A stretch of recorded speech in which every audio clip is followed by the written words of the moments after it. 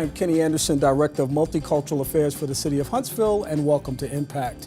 Each week we bring you information and exciting things that are going on in this community, and we try to make sure that you're kept abreast of all the wonderful things that are part of this community. Of course, today will be no different as we talk about a very important initiative that's about to take place right here in the city. It's actually going to be year 2 for this event, and I have to tell you folks that the first year was absolutely amazing. So you're going to want to spend some special time with us today, paying special attention to our guests and taking some very important information down about how you can be involved with a very important conference that's coming soon. My guests today are Patty Lowe, the Executive Director of the Cornerstone Initiative. We want to welcome her to the broadcast this afternoon. Thank you, Kenny. It's good to have you here, and you're excited about this thing that we're going to talk about in just a few moments? We are excited 24/7. I could just see the exuberance all over your face. So we're going to get down into the weeds on this thing and make sure people know exactly what's happening. My man Bruce Martin is here with us today. Hi, Kenny. Hey, what's happening, man? Well, I'm here on stage with you right now. So You are, and I fist bumped my last male guest. Come on. You want a fist bump? keep it going. There we go. We don't let Debbie fist bump. There's none for her. Sorry. It's out. No, Debbie will get hers if she wants one. Thank you. Thank you. Sorry. Bruce Martin has the coolest title of any pastor, with all due respect to all pastors that I know. Don't get me in trouble. Well, I can only get me in trouble. Okay. I won't get you in trouble. All right. He has the coolest title of all pastors that I know on the planet, and that is lead follower. At 100X Church, and as a follower of Jesus, I feel my role is simply to follow him and then call others to follow as I follow. So that puts me all in the same place with everybody else, which I love. Wonderful. Well, Debbi Akers is here today. Debbie? Hey. What's happening? Good to be here. It's good to be here. It's good to have you here, too, and I got a chance to work with you closely over the past year as well on this wonderful initiative, so I almost feel like one of my guests today, Patty. I hope you don't feel like a guest at all. You're part of the team. That's what I'm saying. I'll interview you if you'd like. Yes. We can do that. We can turn this around, and you guys can I'll interview sit right me. there. Yes. No, you can do it from right there. Okay. Yeah. Literally a part of the team, because you chaired the leadership team last year. And it was a pleasure. It was a pleasure working with this awesome initiative that is really designed to touch people's lives in a meaningful way. And we're going to talk about why that's so important here in just a moment. You know, one of the victories or successes, or one of the victories or faults of success, is that when you do something so well, you come back and you do it again. Either we're gluttons for punishment or we just don't have a clue. Wonderful event this past year was the Cornerstone Conference for Community Compassion. First time out the gate, a wonderful initiative. Talk about the birth of this process. And Patty, I'm going to ask you first, in the context of your work with Cornerstone Initiative, because we're kind of introducing Cornerstone to some people as well today. So if they understand what Cornerstone is, why it exists, and how this conference kind of was birthed out of a lot of the work that had been laid as far as that was concerned. Okay. The Cornerstone Initiative is a community development organization, which means that we work with an area of Huntsville, which happens to be 35805, that has predominantly low income or no income people, and we are based on relationship. We don't go in with our ideas of what anybody needs or what they should have, but we go in first and we listen and build relationship, become friends with the people, and then listen to individuals as well as the community. As what are their dreams? What are their hopes? What do they see in a better future? And then we walk alongside of them to facilitate, to help connect them to the resources within the city, in the same time that we are continuing to build the relationships. That's a different approach to poverty, rather than just providing relief, which really keeps people in poverty. It's the approach of, we absolutely recognize each one of you as a very special child of God, and God dreamed skills and gifts within you, and sometimes we have to help people believe that they can have dreams, but we want to walk alongside of you to help them become all that God has created them to be as individuals and as members of a community. And so you're doing this work, you're moving around the community, you're talking with the residents, you're doing a lot of listening. And I probably should have said listening to residents as you're walking around the community and you're hearing about their needs and giving them a chance to kind of talk to you about what's important to them. And along the way, because Cornerstone is not a brand new initiative, it's been launched for how long now? Since 2011? 2011? Mm-hmm. Yeah, so it's a it's a new initiative, but it's really done a lot in a short time that it's been around in terms of making an impact on the people in the community and touching their lives in meaningful ways. And then this conference idea comes together somewhere out of that whole process. And even before I do that, I just thought about another thing I want people to understand. I want them to understand the work of Cornerstone, but I also want them to understand the work of 100X Church.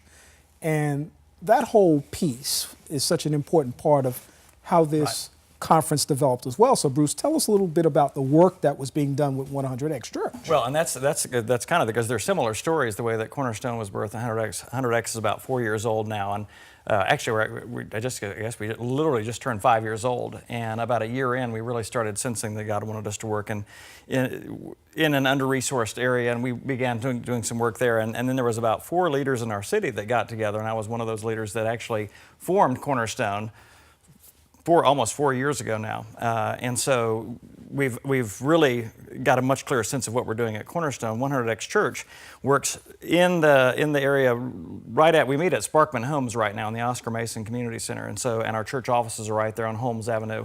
So our church is very involved in 35805, specifically the areas that are just north of between Governor's Drive and Holmes Avenue. And we've been now in the Oscar Mason Center for about 4 months. We were on the campus at UAH for the first 4 years. Realistically, and now we're very close to the community, very much more in touch with neighbors and even residents in public housing there, and that's been a very, very good thing. And so the conference came out of this. Every year I had been going to a conference, and Patty and others called CCDA, the Christian Community Development Association Conference, and I'd gone to like 5 of them. And I was thinking in my own heart, how do we bring something like that to Huntsville? Because they're in major cities all around the United States, but I was thinking, how do we bring something like that to Huntsville, Alabama? Because what you learn about community development from national leaders that are doing community development work in other areas, there's just so many takeaways and principles that that are going to work and be helpful in Huntsville. And through a season of prayer and meetings and meeting with our board, we just had a sense, why don't we invite some of those same speakers to come to Huntsville? And that's where last year Beyond Relief, the conference Beyond Relief was birthed, the first C4 conference.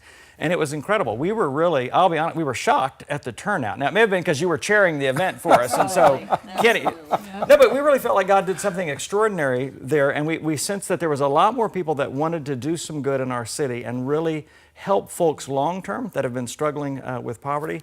And so we were amazed at the turnout, but what it birthed is also a sense of what's next.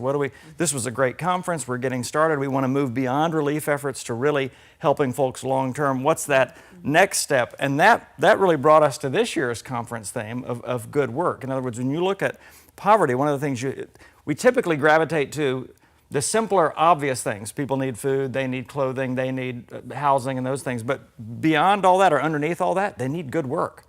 They need a good job that pays just wages so they can provide for their families, so they can provide for themselves. And so that really became the theme for this year's conference. After we start going beyond relief and not just doing relief work, one of the first things you have to look at is good work. And so it's been a sort of a progression over the last year of what's next from last year's conference. Yeah, and Debbie, you had a chance to work on this past conference as a volunteer, working with a very diverse group of people on a committee and moving through the community, engaging people in a way to get them interested in conference, to help them understand why the conference was happening. What was your experience like as a volunteer? Well, I'm on staff with Cornerstone, but it was working with a whole team of volunteers. And it was interesting to see because our leadership team, when we came together, the 3 of us did not sit down and plan the conference. We had meetings where we invited people in from, whether it be churches or nonprofits or organizations or business leaders, to say, hey, we're really feeling like this is something we want to do, that we're feeling led to do. Come and listen to us and see what you think. And through a series of 3 or 4 meetings with maybe 20, 30 people at each meeting, people just, random people said, I really want to be a part of that. I like this. I hear what you're saying. amen. You know, we want to talk about that more. And I think the question that I know pulled me and I think pulled a lot of people in is at those informational meetings, the conversation was, have you been giving for 20 years to the same place? Financially, volunteering, whatever. And if so, what's happening? What's happening there? What difference have you seen? And why are you still giving to the same place after 20 years if nothing's happened? And really just that conversation of, oh, I've never really considered that. They do good work. So in those informational meetings, people that I think that just struck a chord with came together and said, I want to be a part of this. I may not have the answers myself, but I want to be a part of bringing a conference into town that's going to address that. Yeah. So it was an eclectic group of volunteers from all over Huntsville, Madison County that that came together, and so we definitely did not pull this off on by ourselves. But so working together, different ideas, different walks of life, for it's the private sector, the business individuals, bringing their ideas to the table. It was a really neat team experience. Actually, we call it team meetings. We have our team meetings, our leadership team, and so it was a really neat experience. And again, we have an eclectic group again this year. Many of the same said we want to be a part of that again. So it was definitely. Maybe it was working with Debbi, not Kenny. Well, that maybe everyone wanted to be a part of that. Okay, all right. It was probably Debbi, and at least Patty. Patty, Debbi. Everyone loves Patty and Debbi. Any combination of the two, you know. It's going to work. I want to talk about the upcoming conference, but I also want to talk, before we get into that, about something that I think is really important. Since I have this level of expertise here, people that are on the ground, working in the trenches on a regular basis, and are actually connecting with people in a meaningful way. We often hear this in society that people want a handout, that people are sitting around as takers, that people simply want you to do something for them. They don't want to work for themselves. From what you hear when you talk to people and people talk to you, is this reality, or is this just a figment of one's imagination or part of the propaganda that's oftentimes promoted as it relates to social programs and things like that? I mean, and I'm saying that not to disparage anybody that has strong feelings about that, but from a realistic standpoint, I don't experience that when I talk to people. And I even came from a situation where I grew up in public housing, and we didn't sit around talking about woe is us and we want people to hand us this and hand us that. We never said that. And so where does that come from, and what do people say when you get a chance to engage with them? What are they saying about their lives and what they want? When we begin by listening, and as contemporaries, we hear the authentic person, and what we hear in the media and what the perspective of that everybody's sitting around wanting a handout is not the reality of the individuals with whom we've had contact. And I've worked in East Palo Alto, which is the lowest income area of the Bay Area, San Francisco Bay Area. And that's all the way across the country to Huntsville, Alabama. These are individuals who have hearts, who are, I keep saying, the next person of the great invention lives in Sparkman Homes. The great artists, the great writers are in Butler Terrace, and they are in public housing. And it is our responsibility as a community to encourage all of that and to put aside all of the myths and beliefs that that they are just enjoying the situation that they're in. And want that for themselves. No. This is what I want. This is what I woke up wanting for my life. No. In fact, last night at our missional community group, we had a long discussion about that, and some of the people in our missional community group are from Sparkman Homes and from other public housing areas. And so we had a lot of question answer, and you know, it was just that everybody has a dream. What we all are finding out, it is difficult, very difficult to move out of that situation of dependence. Because if you buy a car and you live in 35805 or in public housing, automatically your insurance is higher than any other zip code. And just the things that I just keep getting shocked about how difficult it is just because of the location. But no. Yeah, and I think I just think it's a caricature of the few. I think it's an exaggeration of a few, because I work in the neighborhood. I've met a few that really wanted a handout. And if I tried to engage them relationally, hey, tell me your name, they weren't interested in that. But it's a very few. The vast majority of folks that I've worked with and neighbors that I've worked with, and they are people that want the dignity of good work, and they want relationships with other people. And part of what I've learned is every other person, doesn't matter what your socioeconomic status is, every person needs the benefit of being in relationship with another human being, because it says my life matters. And there's a beautiful dignity in that. And I realize for me, I'm no longer using the term handout or even hand up, because the handout says, it's I'm giving to you and you need me somehow. The idea of hand up says you're down there and I'm up here. I'm just like, we just give each other a hand. We just give each other a hand, and we're on level ground. And so what I'm finding is there's very few people that just want a handout or something given. More people want relationship. They want to know that someone cares about them. They want to know that their life matters. And you realize just having another person that engages their life, it's like having an observer to your life. And just that says, I have tremendous value. And so what we have found collectively is the vast majority of folks that might be in a difficult economic situation, they do want to work hard and they do want to see change. They need folks that will love them relationally and walk with them and partner with them in that process. And what we've learned collectively is we're learning as much in the process as any person that we're working with. It really is level ground that we're working from. And so I think that often people gravitate to the bad news. And so if there's a few people that just want a handout, they'll lump everyone into that place.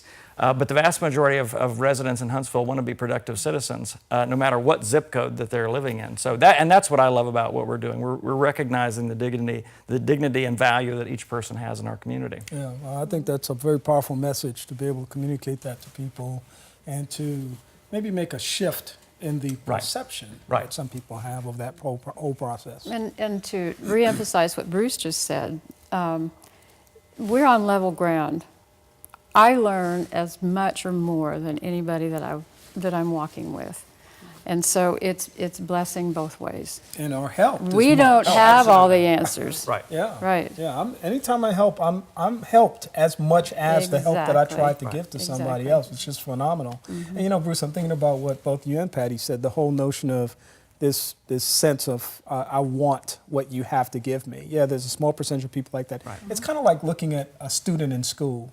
Students sometimes fail, and then at the end of that journey, somebody says, well, they wanted to fail. Well, no students start school wanting to fail. I just hope I fail. That'll be great. That's my goal in life. I want to fail. I want to be unsuccessful. I want to be a miserable person in life. Nobody says that, but perhaps there are experiences along the way that reinforce that direction in their life. And perhaps there are things that are not relational, or perhaps relational, that have been destructive in their life. And all they need to turn that is someone to speak into their life. You can graduate high school. I believe in you. You can get this done. Those are powerful words. Often when there's a negative statement, maybe even a negative recording that's been played over and over again into their world, just one other person that respects them and says, you can do this, can turn the ship of their life in a beautiful way. So I absolutely agree.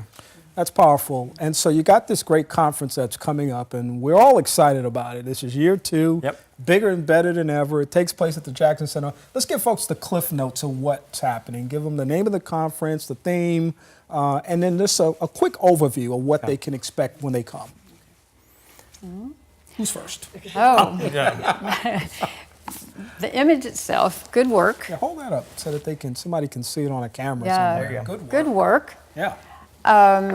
Is the name of the conference. Some people hear it being termed as C4, which is the acronym for Cornerstone Conference. Conference for Community Compassion. Which is why we say C4. That's why we say C4. So you all know. This is C4 2015, and it's focused on good work. This is, statistically, we know that the one major critical factor in helping a person move from poverty into the marketplace is work. Right. And so we are inviting the whole community. Cornerstone does not have the answers. We are a collaborator, and we are inviting the whole community into the conversation about how can we look at the agencies who do good mentoring, who do good teaching. How can we embrace them? How can we as a community continue this conversation? Because Huntsville has a lot to brag about. And there's a lot of bragging that goes on. But a community is not healthy until the entire community is healthy. And we have kind of this donut hole of a donut of affluence that likes to look over the center of the donut, which is our brothers and sisters who really need encouragement. So February 24th. yeah. Good. February 24th, 2015. Yeah. We start at 8:30 in the morning. We run until about 3:30 in the afternoon. We'll have speakers there. We'll have headline speakers. We'll have a lot of exhibitors. Hopefully, our exhibitors will be organizations, businesses within Huntsville and Madison County that are really about what we're talking about. Right. That they are mentoring, they're encouraging, they're employing, they're doing something that says we care about the individual and we want to see them built up through employment.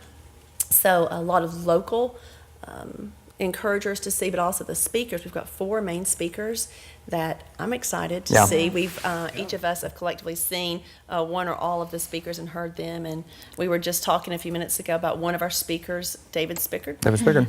We saw at the CCDA conference a few months ago, and as he was speaking, he's director of Jobs for Life. And as he was speaking in a panel discussion, we were all sitting, and about maybe 8 or 10 of us in a line that had gone to hear this, and we were all just like, as soon as he finished, we all leaned down and said, "Patty, you need to get him at the conference."